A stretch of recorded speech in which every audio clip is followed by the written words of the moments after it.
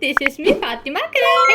तो मेरे पास रखा हुआ था ये पुराना सा कुर्ता जो कि अब हमारे किसी काम का नहीं है। तो फिर इसी कुर्ते को रीयूज करके हम बनाने वाले हैं एक बहुत ही सुंदर सा बैग। तो जैसे कि आप सबको पता है इंडिया में नवरात्रि भी आने वाली है, तो क्यों ना उसी से रिलेटेड कुछ बनाया जाए। तो हम बनाने वाले हैं बोहो बैग, जो कि मैं भी फर्स्ट टाइम ट्राई करने वाली हूँ। सो लेट्स सी कैसा बनता है। तो चलो आज इसको बनाना शुरू करते हैं। वैसे सच को तो उसको बनाना काफी ज्यादा इजी होने वाला है, बस आप प्रोसेस देखते जाओ और आपको समझ में आता जाएगा। तो इस कुर्ते पे लगे हुए थे स्टोन्स, फटाफट से हम स्टोन्स को निकाल के रख लेते हैं। इस बैग को बनाने के लिए आप कोई सा भी कलर चूज कर सकते हो और कोई सा भी फैब्रिक यूज कर सकते हो। फर्स्ट ऑफ ऑल हमें इसे कट करना है, तो मैं यहाँ पे से 10 बाय 16 इंचेस कट करूंगी। सच कहो तो इस बैग को बनाने में मेरी बहन ने मेरी बहुत ज्यादा हेल्प की है। इनफैक्ट ऐसा कहोगे कि सारा का सारा बैग उसी ने ही बनाया है, मैं बस बता रही हूँ और साथ में रिकॉर्डिंग कर रही हूँ। इस बैग को तो मैंने खुद ही बना लेना था, लेकिन उसने मुझे मना कर दिया कि तू ना बनाई, मैं खुद ही इसे बना लूंगी। और पता है उसने ऐसा क्यों कहा? क्योंकि मैंने इस बैग को बनाना था ग्लू से चिपका चिपका कर, ऐसा मेरी बहन को लग रहा था। और जाहिर है बैग के स्ट्रक्चर को बनाने के लिए हम इसे स्टिच ही करेंगे ना, लेकिन नहीं, वो तो सुनती नहीं है मेरी। अब क्या ही कर सकते हैं, सबसे छोटी जो हूँ, कोई हमारी बातों को सीरियस लेता ही नहीं है। खैर छोड़ो, हमें तो हमारे काम से मतलब है, हमारा बैग बन गया और क्या चाहिए। तो यहाँ पर सेम साइजेस के हमने 2 पीसेस कट कर लिए हैं। एक है प्रिंटेड वाला जो कि हम फ्रंट में रखेंगे और एक है प्लेन वाला जो कि बैक साइड पर आएगा। अब अपने कपड़े को हार्ड करने के लिए हम यहाँ पे फ्यूजिंग का यूज करेंगे। यहाँ पे हमें टिकन को भी सेम साइज में कट कर लेना है। कट करने के बाद हम इसे आयरन करेंगे। अब एक और कपड़े को कट करेंगे जिसकी लेंथ मैंने स्क्रीन में लिखी हुई है। तो ये होगा हमारे बोहो बैग का नीचे वाला हिस्सा। इसका भी मैं टिकन सेम साइज में कट कर लूंगी और इसे भी अच्छे से आयरन कर लेंगे। तो यहाँ पर हमने बैग के फ्रंट वाले एरिया पे टिकन को अच्छे से चिपका दिया है, नीचे वाले बेस पे भी टिकन को अच्छे से चिपका दिया है। उसके बाद जो हमारे बैग की बैक साइड है, प्लेन वाला फैब्रिक, उस पे भी हमने टिकन को अच्छे से चिपका दिया है और ऐसे हमारे 3 पीसेस बन के रेडी हो चुकी है। अब जो टिकन वाली साइड दिख रही है ना, उस पे हमें एक और फैब्रिक को स्टिच करना है। इसके लिए मैं अपने कुर्ते का बैक वाला साइड कट कर रही हूँ, सेम साइज का ही। तो सिंपली से कट करके हम अच्छे से स्टिच कर लेंगे टिकन के ऊपर ही। तो यहाँ पर हम इसे चारों साइड से स्टिच करेंगे। तो चारों साइड पे सिलाई होने के बाद ये कुछ ऐसा दिख रहा है। ये आगे और पीछे दोनों से अच्छे से कपड़े से कवर हो चुका है, यानी कि टिकन इनके अंदर ही रह गया। और ऐसे मैंने छोटे वाला पीस हो, ये अपना बैक का जो फ्रंट पार्ट था उस पर भी हमें कपड़े का स्टिच कर लिया है और ये कुछ इस तरीके का दिख रहा है। अब इन दोनों साइड पे हमें छोटे वाले पीस को इस तरीके से स्टिच करना है। दोनों साइड पे 2-2 इंच का गैप देंगे एंड फिर से इसे स्टिच करना स्टार्ट करेंगे।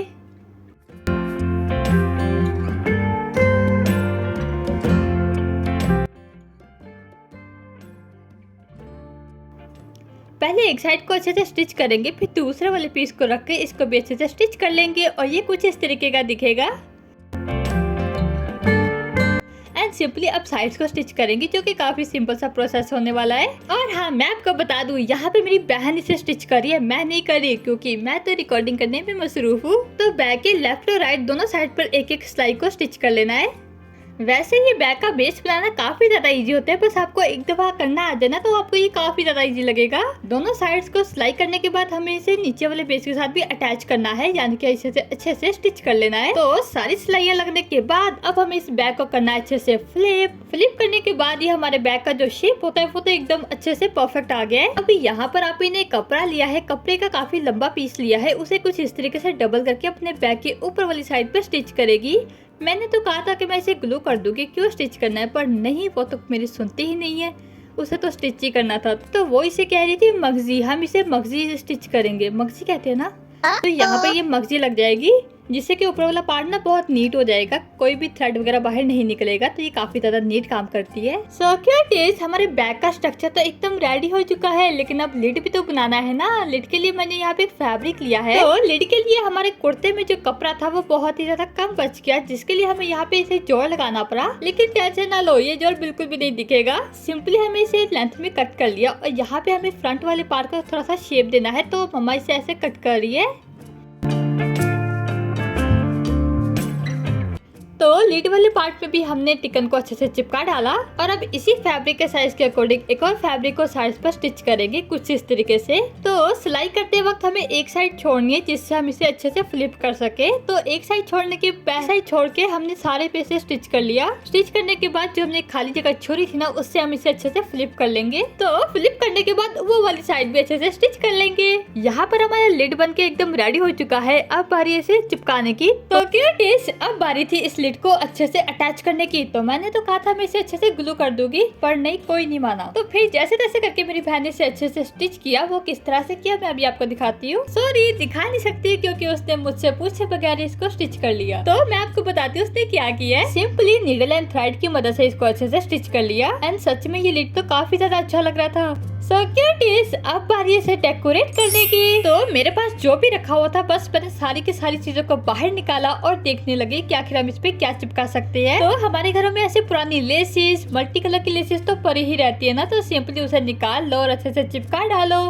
पर रुको रुको रुको, मैंने तो यहाँ पे चिपकाने का ही सोचा था पर मेरी बहन के मानती नहीं। तो बस मेरी बहन ने इस लेस को भी अच्छे से स्टिच कर लिया। तो लेडी पे लेस लगाने के बाद जो लेस थोड़ी सी बच गई थी मैंने इस पे कब्जा कर लिया। अब इसी लेस से मैं बनाने वाली एक फ्लावर, और पता है मैंने इसे ग्लू से चिपकाया है। फाइनली मैंने अपनी ग्लू को यूज कर ही लिया। अब बारी अपने बैग को जैसे चाहो वैसे डेकोरेट करने की, जो कि काफी ज्यादा एक्साइटिंग और मजेदार पार्ट होता है। तो मैंने यहाँ पे काफी सारी चीजें यूज की है। जैसे मेरे पास रखे हुए थे ये टसल्स। आप यहाँ पे किसी भी कलर के टसल्स ले सकते हो। तो मेरे पास ये व्हाइट कलर के ही टसल्स रखे हुए थे। आप चाहो तो कलरफुल टसल्स भी हैंग कर सकते हो, वो बहुत ज्यादा प्रिटी लगेगा। टसल के साथ एक मोती ऐड करेंगे और नीडल और थ्रेड की मदद से इसे अच्छे से स्टिच करते जाएंगे। ऐसे में एक एक करके पूरे बैग पर टसल्स को हैंग कर लेना है। तो टसल से मैंने सिर्फ फ्रंट वाला एरिया ही कंप्लीट किया है और बाकी बची कुछ लेस को हम यहाँ पर स्टिच कर लेंगे। तो यहाँ पर भी मेरी बहन नीडल एंड थ्रेड की मदद से इस लेस को चिपका रही है, मतलब स्टिच कर रही है। अभी इस लेस को भी हम नीडल एंड थ्रेड की मदद से ही स्टिच करेंगे।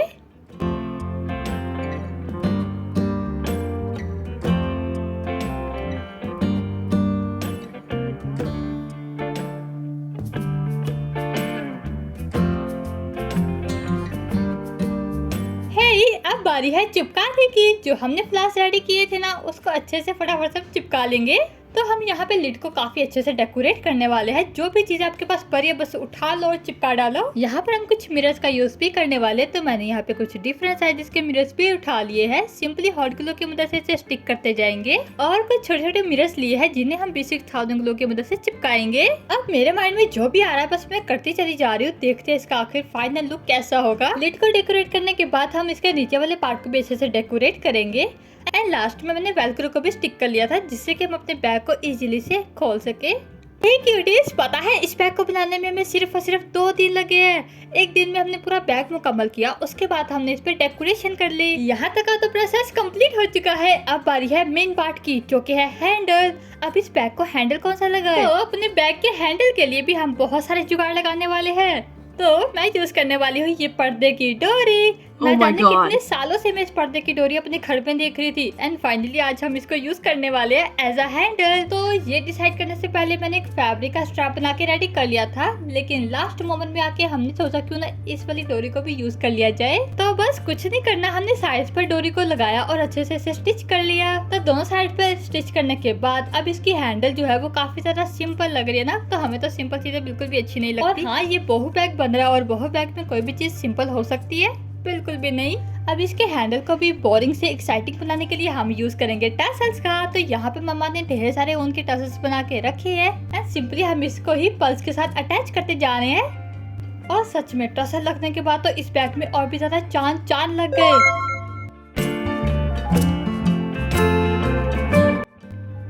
अरे ये देखो, मेरी बहन ने नीचे से तो स्टिच कर लिया लेकिन साइड स्टिच करना भूल गई। वैसे इसे देख के ना मेरे माइंड में एक आइडिया आया था, क्यों ना इसके एक साइड को बंद कर दिया जाए और दूसरी साइड पे एक सीक्रेट पॉकेट बना ली जाए।